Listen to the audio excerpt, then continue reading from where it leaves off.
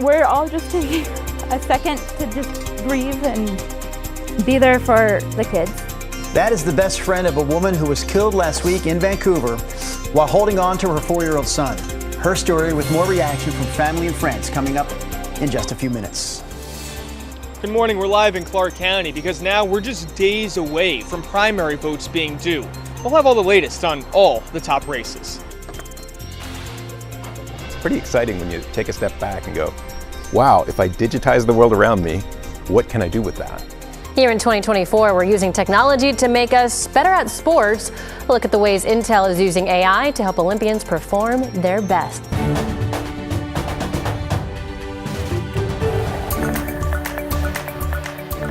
Kicking off the 6 o'clock hour of Sunrise here, and we have a lot going on this hour for sure. We have that report from Thomas Schultz on the artificial intelligence and Intel's connection to the summer games. We will have a live report from Paris, France as well. Our friend Jay Gray coming back again. We love that segment now. Yes, we do. Yeah. And Rodney Hill, of course, has information on the weather impact alert day that is happening today. Yeah, for the hot weather, well publicized. Hopefully you're ready for it and you have planned your day around the heat of the afternoon. The orange are heat advisories where highs will generally be in the 90s today. The pink tones, excessive heat warnings where temperatures will generally be 100 degrees or better. And there are some crossover exceptions. There's a rising sun in the east, of course, from the Wells Fargo Tower, 67 degrees.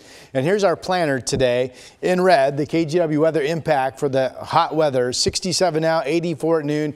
We have Portland at 99. I mentioned some of those crossovers between heat advisories and other areas hitting 100. Salem, your projection is 101 today. Here's Chris. That's hot. All right, a reminder, 2 big road closures in Washington County. We talked about this yesterday, but it's if you didn't hear us, hear us now. Rosedale Road closed until August 22nd. That's for some pipeline installation. Blanton Road is the detour around that. That's about a 4-mile detour. Also, River Road closed near Farmington Road for roundabout construction. That closure lasts into November, and the detours for this, again, fairly lengthy, a couple of miles up to Hillsborough Highway and Shoals Ferry Road, so that'll, again, add some time to your morning commute. Right now, the freeway drive is good. That's I-205 over the Glen Jackson, rolling right along I-5 from Wilsonville, rolling right along. So far, guys, the freeways are in good shape. All right, we appreciate that, Chris. Let's get to our top news story this half hour. Voters in Washington have less than a week to go now before they return their ballots for the state's top 2 primaries. And several of the top spots are up for grabs. Thomas Schultz joins us now from the Clark County Elections Office with this. Good morning, Thomas. Hey, morning, China. And there's a lot at stake up here in Clark County, including a near toss-up race in Congressional District 3. The incumbent Democrat Marie Gluesenkamp-Perez is up against Republicans Joe Kent and Leslie Llewellyn. 2 years ago, Gluesenkamp-Perez narrowly defeated Kent, winning by less than 3,000 votes. Then there's the Senate race as well. Maria Cantwell, the incumbent Democrat, has held that position since 2001, though several people are now challenging her on the ballot. The biggest opponent is Republican Raul Garcia, a doctor from Yakima. Polls show Cantwell has a large lead in that one. Now in the race for governor, Jay Inslee is not seeking re-election. Instead, Democratic Attorney General Bob Ferguson faces former sheriff and congressman Dave Reichert. A poll from our sister station in Seattle shows Ferguson has a near 10-point lead over Reichert. Republican Simi Bird and Democrat Mark Mullet are also in the running, and it's key to remember this is a top 2 primary. Voters don't have to declare a party affiliation to vote, and all candidates are going to appear on the ballot in a single group. The top 2 vote getters will then advance to the general election in November. Hey, Thomas, before we let you go here, can you talk about what Clark County specifically is doing to make sure this election cycle stays on the up and up?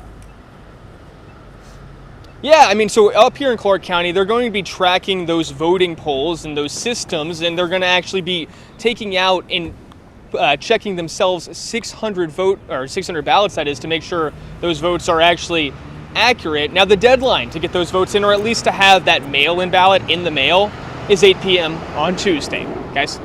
All right, Thomas Schultz reporting live for us in Clark County.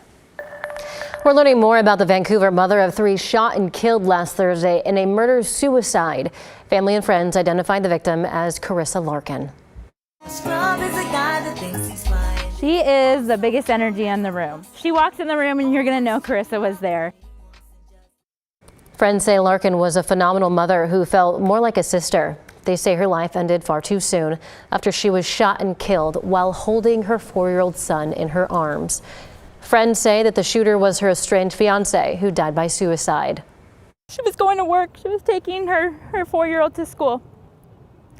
And he showed up and surprised her. But it wasn't something we would ever imagine would have happened.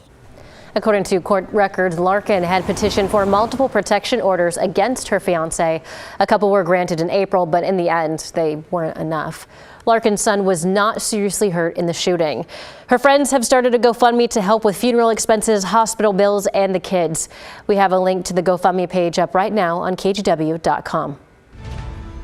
Officials with the Bureau of Land Management say rangers in Lane County caught an arsonist who illegally dumped garbage on BLM land and then set it on fire. This all happened during the first week of July, during the peak of last month's extreme heat wave. A helicopter spotted smoke and crews were able to put out that fire before it spread into the forest. The suspect, though, apparently told investigators that he started that fire to erase any fingerprints that could connect him to the trash he dumped. He was booked into the Lane County Jail.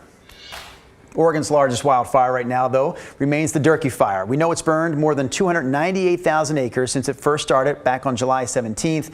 It is now 58% contained. It's one of 114 active wildfires in Oregon that together have burned more than 1.2 million acres.